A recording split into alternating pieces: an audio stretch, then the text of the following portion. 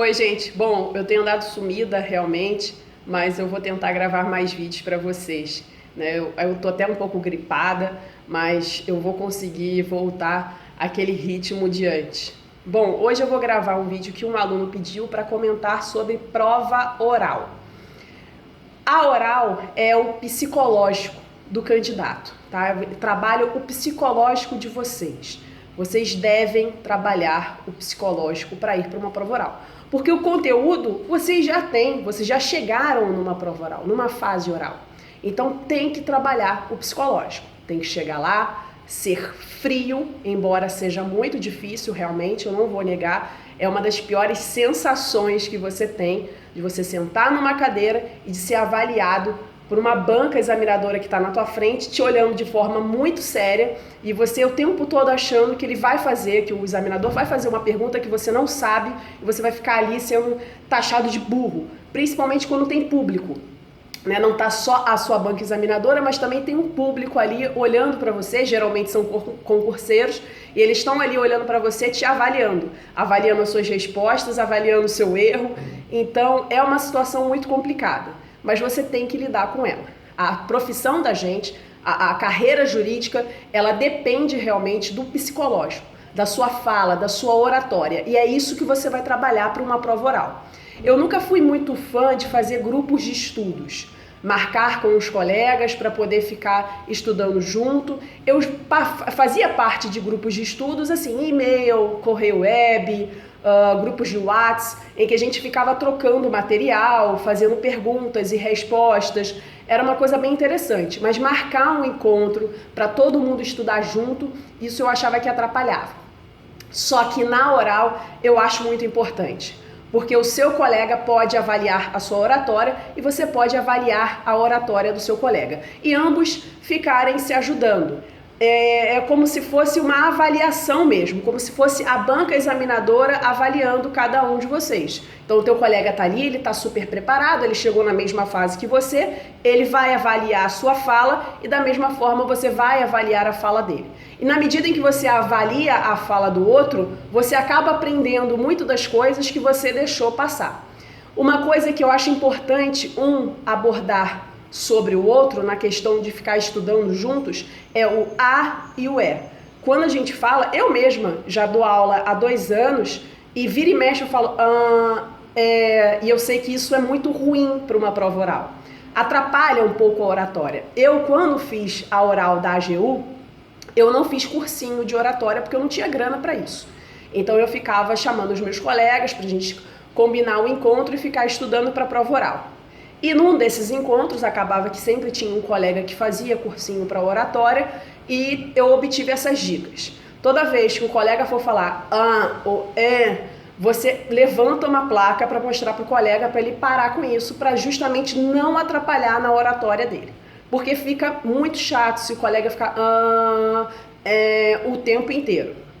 Outra dica que eu recebi de um amigo meu, inclusive, que ele tinha passado para um dos TJs do Nordeste, eu não lembro exatamente que TJ foi, ele chegou para mim e disse que colocar o lápis entre o dente e a língua ajudaria na oratória. Eu até cheguei a ler os meus resumos com um lápis na boca, ficava lendo alto os meus resumos com um lápis. Aliás, é importante, vocês não vão começar a ler um livro nesse momento de prova, nessa fase do concurso público. Vocês vão ficar lendo os resumos de vocês para poder relembrar o conteúdo. Então, eu colocava o lápis. Eu não sei se ajudou muito na oratória não, mas todo santo nesse momento acaba ajudando e eu acabei colocando o lápis lá e ficava repetindo em voz alta. Quando chegar naquele momento, é muito difícil, você vai suar frio, Eu passei mal, por exemplo, eu estava passando muito mal no dia, eu estava muito nervosa, porque no momento em que eu sentei na cadeira, eu fiz uma postura séria, uma postura de uma pessoa completamente fria, fui lá e comecei a responder. Tanto é que o examinador, eu não sei se eu fui fria demais, o examinador depois ele perguntou, por favor, doutora, eu posso fazer uma última pergunta? Já tinha até a moça do CESP, já tinha até desligado a câmera, ela ia ligar de novo, ele não precisa, não é uma pergunta jurídica. A senhora é ou já foi militar? E aí eu respondi toda nervosa, não, excelência, eu nunca fui. E ele, não, tudo bem, estou satisfeito. Então, aquilo me deixou um pouco receosa. E quando eu encontrei com ele no curso de formação, ele foi orientador no curso de formação, eu perguntei. Eu não sei se o senhor me achou muito pedante, ou não sei o porquê da pergunta. Ele, não, porque eu te achei muito séria. Então, seja séria, né? Não seja sério. Não faça piadinha, obviamente. Também não comece a chorar, porque o examinador não vai ficar com pena de você, ele vai te reprovar. Então, é um momento em que você tem que manter uma frieza, tem que manter uma postura e começar a responder. Se não sabe, não recordo, excelência. É o que você deve responder. Se você ficar muito no não recordo, não recordo, não recordo, tenta responder algo. Começa com o princípio, tenta dar uma enrolada, mas isso se você não souber. Porque se você souber a pergunta, enrolar não vai fazer você ganhar mais pontos. Você já começa de cara respondendo o que o examinador quer, e se você tem tempo para responder, você começa a demonstrar conhecimento. Mas depois do que você respondeu, aquilo que ele queria. E aí você vai lá e demonstra conhecimento, enriquecendo e ganhando mais pontos. Agora, se você não sabe e já respondeu vários não recordo excelência, aí você vai lá e tenta enrolar para poder ganhar algum pontinho. Geralmente o examinador, ele quer te ajudar. As bancas examinadoras dificilmente querem reprovar nessa fase. A não ser aqueles concursos em que eles querem aprovar muito pouca gente e acaba indo muita gente para oral. Isso aí realmente a banca vai querer fazer a velha casca de banana para você cair. Mas dificilmente isso acontece. O examinador, ele acaba querendo te ajudar, ele vai te instigando a responder aquilo que ele quer que você responda. Se você seguir, não é o indicado, você chegar lá sem saber a opinião do seu examinador. Você tem que saber os argumentos que ele defende. E ele vai fazer perguntas dentro daquilo que ele costuma defender na doutrina dele. Mas se você, por algum acaso, chegar lá e começar a seguir uma linha que ele não defende, ele vai indicar para você que você está seguindo a linha que ele não defende. E aí você vai lá e diz, excelência, tem realmente parte da doutrina que entende dessa forma, tal. Não fica em cima do muro, mas também não fica defendendo ferrenhamente a posição contrária ao seu examinador.